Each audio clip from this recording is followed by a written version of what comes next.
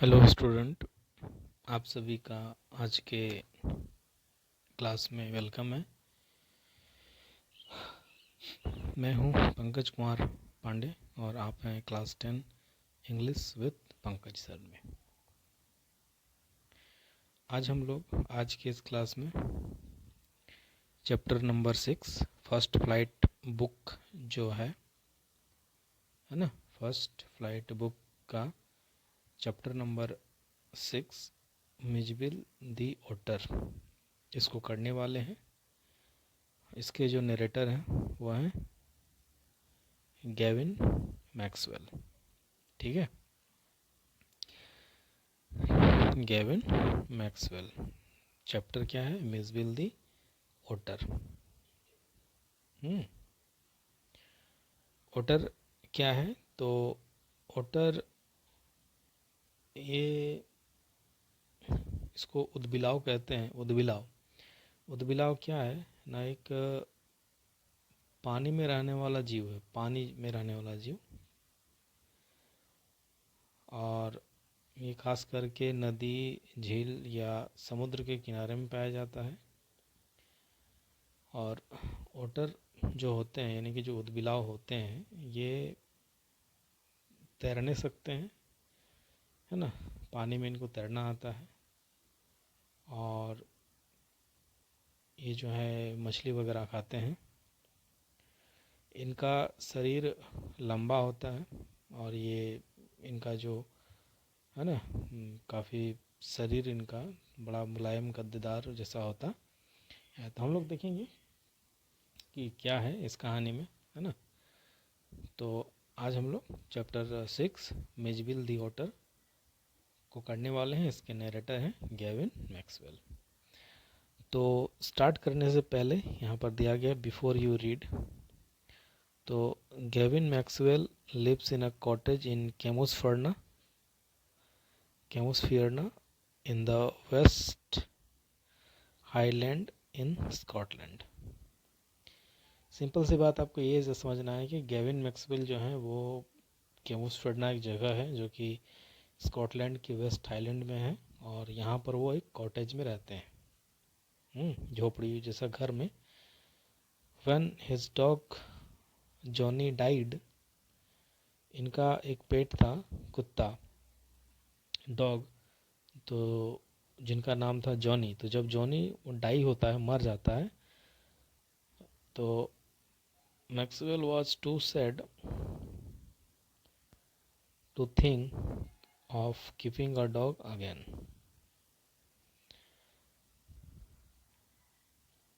इनका कुत्ता जॉनी मर गया, है ना।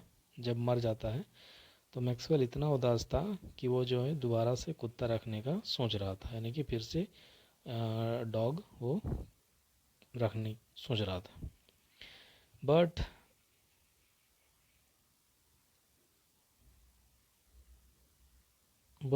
Life without a pet was lonely, है ना।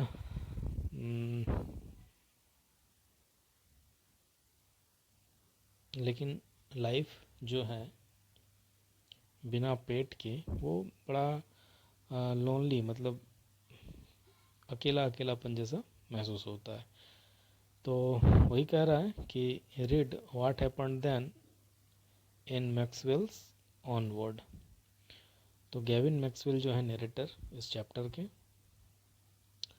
तो उन्हीं के अपने शब्दों में हम लोग इस कहानी में जानेंगे कि क्या होता है। ठीक है, यहाँ पर एक्टिविटी दी गई है। Do you have a pet? If you do, you perhaps know that a pet is a serious responsibility.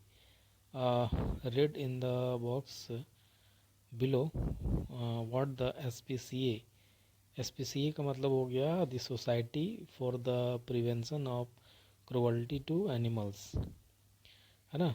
मतलब एक ऐसी सोसाइटी बनी है जो कि एनिमल के प्रति जो क्रुअल्टी होती है उससे सुरक्षा करती है ना।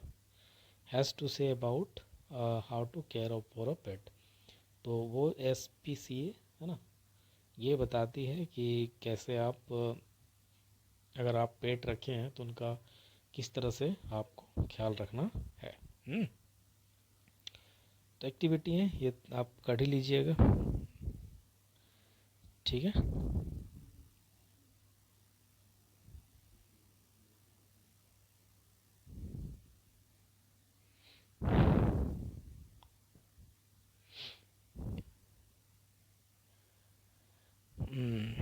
ओनिंग अ पेट, बॉक्स के अंदर हम लोग देखते हैं, owning a pet is a life time of commitment, है ना, जीवन भर का एक प्रकार से कमिटमेंट है। अप टू 10 ईयर और मोर if you own a dog और अ कैट, मतलब 10 साल या उससे ज़्यादा हो सकता है यदि आप एक कुत्ता या बिल्ली पालते हैं, तो लाइफ टाइम कमिटमेंट समझने से हो जाता है ना। इसमें इन्वॉल्विंग कंसिडरेबल रिस्पॉन्सिबिलिटी, इसमें कुछ ध्यान देने वाली बातें हैं, जिम्मेदारियां हैं जिन पर कि आपको ध्यान देना है। ये कह रहा है, मतलब एसपीसीए जो गाइडलाइन बनाई है कि अगर आप पेट या कुछ रखते हैं तो उसके लिए, ठीक है। The decision to acquire one therefore should be made by the whole family without full agreement by everyone, the pet could end up unwanted। यहाँ पर क्या कहा गया है कि जो डिसीजन है कि अगर आप कुछ भी कैट या डॉग या ऐसा कुछ भी पेट अगर आप लेना चाहते हैं, रखना चाहते हैं, है ना, तो इसके लिए पूरे परिवार का उसमें निर्णय होना चाहिए, विदाउट फुल एग्रीमेंट, मतलब बिना पूरी तरह से, मतलब एकदम संपूर्ण जो एग्रीमेंट होता है उसके बिना, मतलब जिसमें सबकी सहमति हो, उसके बिना पेट जो है वो लगभग अनवांटेड जैसा हो जाता है। कहने का ये मतलब है कि एक घर में अगर 4 लोग हैं, 4 में से 2 लोग या 3 लोग उनको जो है वो अच्छा लगता है कि हम पेट रखें, है ना, और वो पालन पोषण भी करते हैं, लेकिन अगर उसमें से एक व्यक्ति भी अगर नहीं चाहता हो तो क्या है ना, कभी न कभी उसके साथ अच्छा बिहेव नहीं होगा वो, मतलब, है ना। तो इसलिए कह रहा है कि बिना फुल एग्रीमेंट के, जिसमें सबकी सहमति होनी चाहिए, है ना, आप पेट नहीं रख सकते हैं। ये कुछ नियम दिए गए हैं। और आगे देखते हैं। Puppies and kittens are so adorable it is easy to understand why adults and children alike would be attracted to them। Puppies और किटन्स, है ना, कुत्ते और बिल्लियाँ जो होती हैं काफ़ी अडोरेबल होती हैं, काफ़ी प्यारे होते हैं, है ना, आकर्षक होते हैं। तो ये समझना काफ़ी आसान है कि बच्चे और बूढ़े एक समान रूप से जो है उन पर आकर्षित होते हैं क्योंकि बहुत ही प्यारे होते हैं। बट अनफॉर्चुनेटली, है ना, unfortunately their cute looks are often a disadvantage. कभी कभी क्या होता है, उनका जो इतना सुंदर रूप होता है, आकर्षक रूप होता है, क्यूट लुक्स होता है, ये इसका कहीं न प्राय एक डिसएडवांटेज भी होता है। क्या होता है?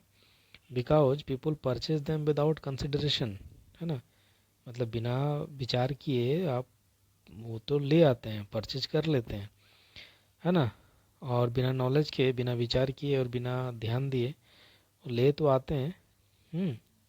ले, लेकिन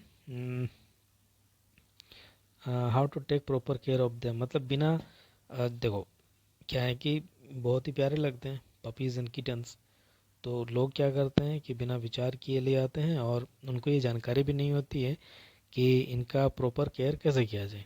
ठीक, यहाँ पर कुछ बेसिक पॉइंट्स दिए गए हैं जो आपको अपने माइंड में रखना है अगर आप पपी अडॉप्ट करने का सोच रहे हैं तो। पहला पॉइंट है an animal dog license in accordance with government regulation, sorry annual dog license, है ना, सालाना डॉग अगर रख रहे हैं तो उसका एक लाइसेंस होता है जिसमें गवर्नमेंट के रेगुलेशंस, कुछ नियम कानून दिए रहते हैं, है ना। It's annual vaccination against major disease, तो उस वो जो डॉग आप लाएंगे, जो पेट आप लाएंगे, तो समय समय पर उसको जो है बड़ी बड़ी जो बीमारियां हैं उसके अगेंस्ट में, उससे रक्षा के लिए आपको वैक्सीनेशन कराना होगा। फिर आपको टॉयलेट की ट्रेनिंग देनी होगी। फिर रेगुलर ग्रूमिंग एंड बाथिंग, है ना, एक्सरसाइज वगैरह, और उसको नहाना धोना होगा। फिर ओबीडियंस ट्रेनिंग, बात मानने के लिए ट्रेनिंग देना पड़ेगा आपको, उसको सिखाना पड़ेगा। अच्छा, उसके बाद है don't forget you should feed your pet balance diet. मतलब आपको अपने पेट को जो है एक बैलेंस डाइट कराना होगा। और ये आपको भूलना नहीं है। उसके बाद सोशलाइजेशन, है ना, जैसे कि बहुत सारे डॉग्स को हैं वो उनको जो कन्फाइन किया जाता है केज में, या बांध दिया जाता है, ठीक है, ताकि वो गार्डन में या फिर कहीं भी इधर उधर घूमे नहीं, गंदगी न फैलाएं, और या फिर जूते वगैरह ना चिबाएं। तो इसके लिए उनको जो है अकेला कर दिया जाता है, तो ये गलत है। और उनका सोशलाइजेशन होना बहुत ज़रूरी है। मतलब उनको घूमना फिरना इधर उधर जैसे परमिशन देना पड़ेगा। उसके बाद डेली डोज ऑफ एक्सरसाइज, रोज़ उनको एक्सरसाइज कराना पड़ेगा। अफेक्शन एंड प्ले, मतलब उनके साथ खेलना पड़ेगा, उन्हें प्यार करना पड़ेगा, और उनको एक्सरसाइज भी कराना होगा। ठीक है, तो ये कुछ SPCA के द्वारा कुछ गाइडलाइन है, वो करना होगा। उसके बाद यहाँ पर है रीडिंग ऑन द सब्जेक्ट, यहाँ से है ना, reading on the subject before hand is another important requirement. Reading up on the subject beforehand is another important requirement and will guide you towards being a responsible pet owner. तो अगर आप पेट को लेते हैं, है ना, तो उससे पहले इस चीज़ को पढ़ना ये बहुत ही ज़रूरी चीज़ है। और इससे आपको पता चलेगा कि आप कैसे एक रिस्पॉन्सिबल पेट ओनर बन सकते हैं। ठीक है, selected pet shop and major book stores provide books on the care of various breeds or pets. कुछ गिने चुने पेट शॉप हैं, दुकानें हैं, और कुछ किताबें हैं स्टोर में, जो कि इस तरह के पेट्स या इस तरह स्पेशल टाइप के जो ब्रीड्स होते हैं और पेट्स होते हैं उनका केयर पर बने, है ना, वो आपको नॉलेज प्रोवाइड करेगा, तो आप इसे कर सकते हैं। ठीक है, तो ये सब कुछ है इसमें, आपको देखना है। फिर अब यहाँ देखते हैं क्या है। इमेजिन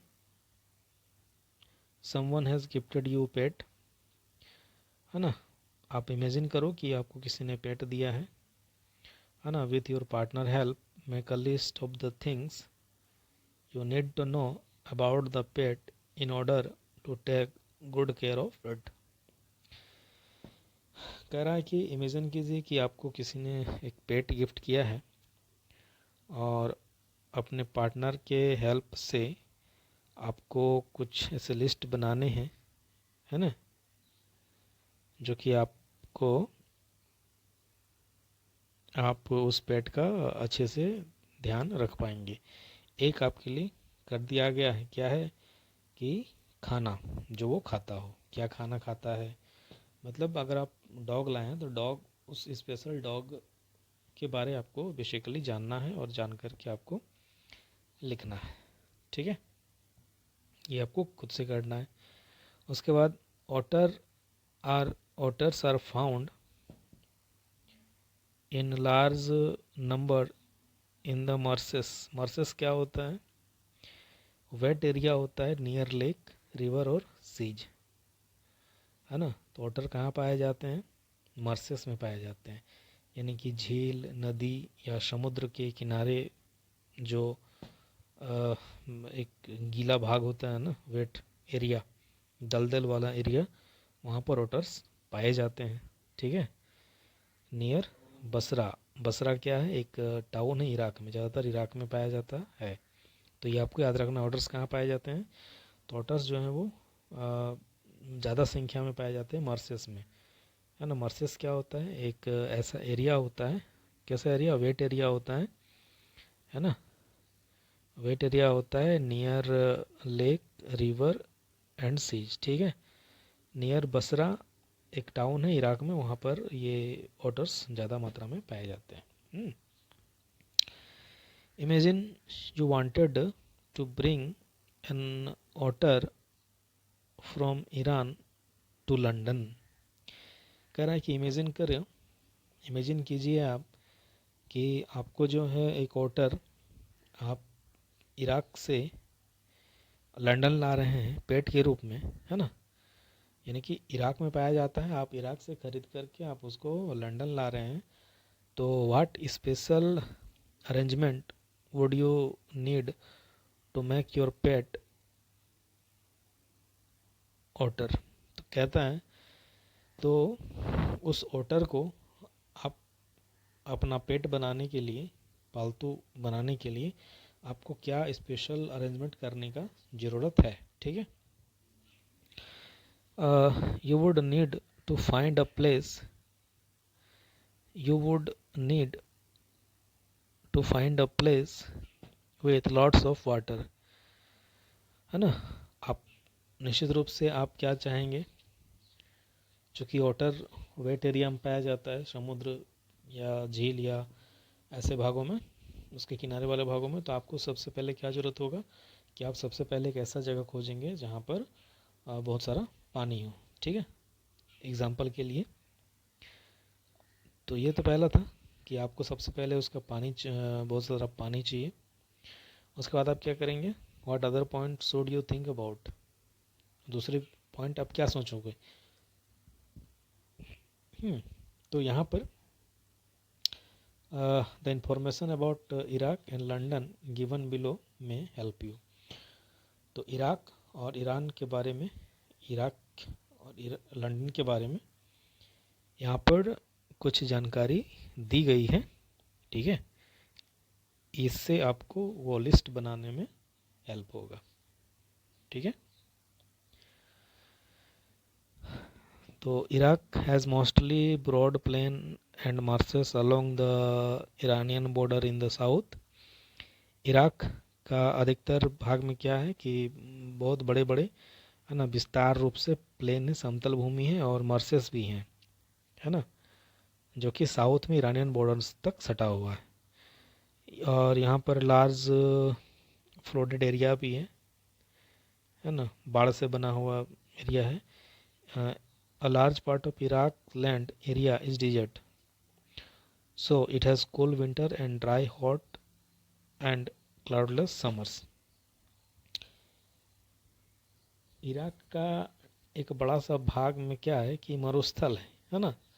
तो यहाँ पर जो ठंड के दिन होते हैं वो विंटर में काफ़ी ठंडा होता है ये, और सूखा होता है ना। हॉट लेकिन गर्म और क्लाउडलेस, बहुत ही गर्म होता है, और यहाँ पर बादल बिल्कुल नहीं होते हैं समर, गर्मी के महीने में। The mountain area near Iran and Turkey have cold winter. जो पहाड़ी भाग है, पहाड़ी क्षेत्र जो है ईरान और टर्की के पास में, यहाँ पर जो जाड़े होते हैं वो काफ़ी ठंड होते हैं। There is heavy snowfall there, यहाँ पर स्नोफॉल काफ़ी होता है ठंड के मौसम में। And when the snow melt in spring it causes fluid in central and southern Iraq.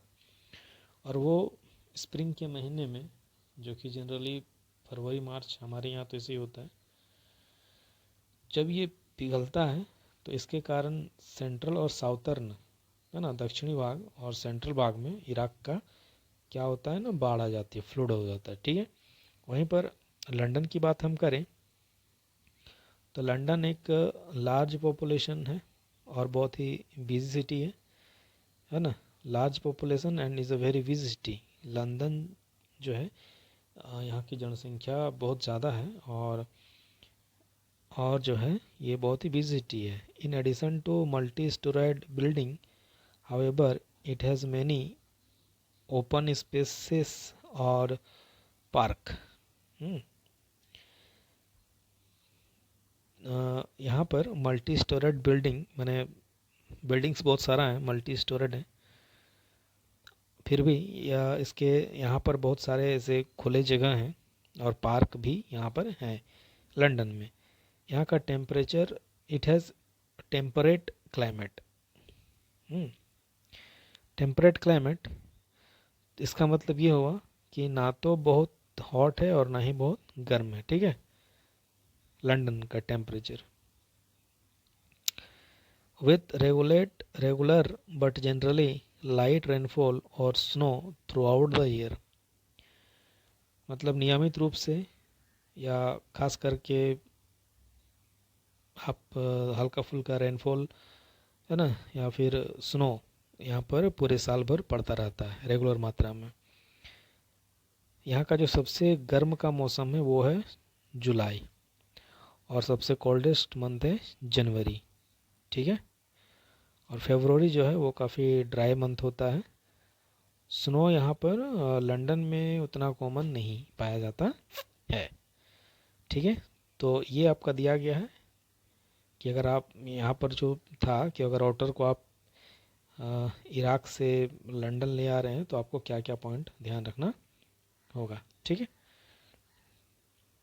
अब हम लोग थोड़ा सा आगे चलते हैं, ये तो हो गया। अब हमारा यहाँ से है ना, थोड़ा सा हम देखेंगे इसको। अब यहाँ से हमारा क्लास होगा स्टार्ट, ये देखिए। चलिए शुरू करते हैं। Early in new year of 1956 I travelled to southern Iraq. 1956 में, 1956 का नया साल का एकदम शुरुआती समय में मैं जो है साउदर्न इराक गया, ट्रेवल किया साउदर्न इराक। साउदर्न इराक मैंने ट्रेवल किया। By then it had crossed my mind that I should like to keep an otter instead of a dog, and that Camus Ferna, ringed by water a stone's throw from its door, would be an eminently suitable spot for this experiment. तो ये जो narrator है Gavin Maxwell, ये 1956 में इसके शुरुआती समय में ये साउदर्न इराक चले गए, और तब इनके दिमाग में अचानक से एक बात आई कि इनको जो है वो डॉग की बजाय एक ओटर इनको रखना चाहिए। और उस कैमुस फर्ना है ना, कैमुस फर्ना जो कि स्कॉटलैंड में ये रहते थे वहाँ पर, तो कैमुस फर्ना में क्या करते हैं कि रिंग्ड बाय वाटर है ना, पूरा पानी का पूरा एकदम एक पूरा चारों तरफ पानी दे देते है ना। स्टोन्स थ्रो का मतलब होता है काफ़ी नज़दीक है ना, फ्रॉम द, उसका जो दरवाज़ा था यानी कि जहाँ पर ये नरेटर रहते थे उनके दरवाजे से कुछ ही दूरी पर पानी का एक गोला बना देते, रिंग बना देते, और ये जो है would be an eminently suitable spot. और ये जो था एकदम से क्या होता, विशेष रूप से है ना, एकदम सूटेबल स्पॉट होता, ये प्रयोग करने के लिए काफ़ी अच्छा होता है ना, सूटेबल होता, ठीक है। When I casually mentioned this to a friend, he casually replied that I had better get one in the Tigris Marshes.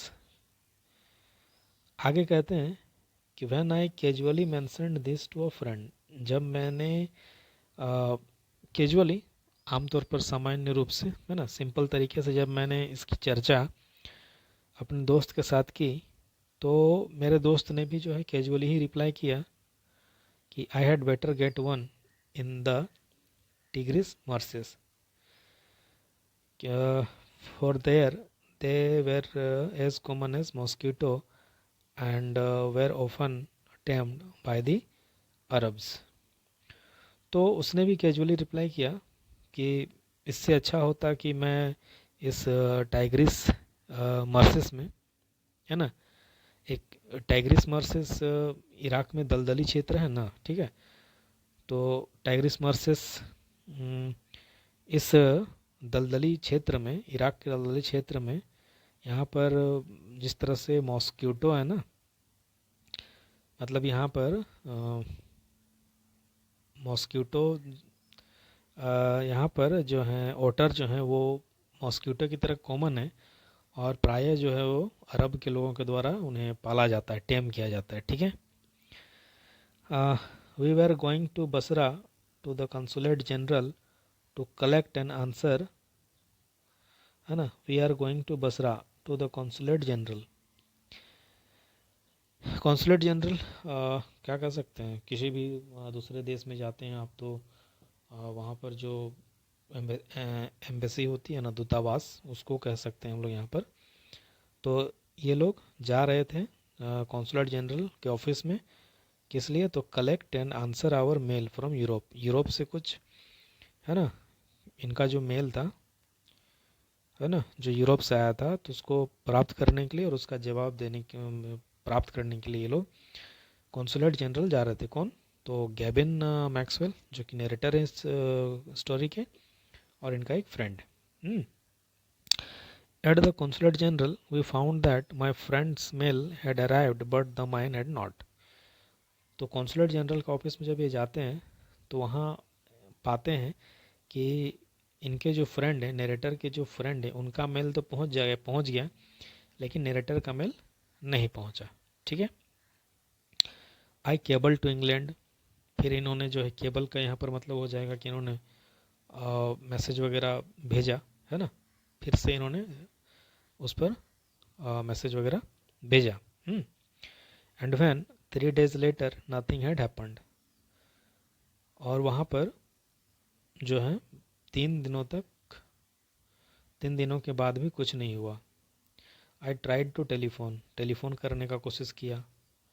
The call had to be booked 24 hour in advance, ये जो call था ये 24 घंटे पहले book किया गया था advance में। On the first day the line was out of order, पहला दिन क्या था कि जो लाइन थी, है ना, फ़ोन का जो लाइन था, कनेक्शन, वो आउट ऑफ ऑर्डर था। Second, on the second the exchange was closed for a religious holiday, किसी भी रिलीजियस हॉलीडे, है ना, धार्मिक कोई फंक्शन वगैरह होगा, उसके लिए जो है दूसरे दिन एक्सचेंज बंद था।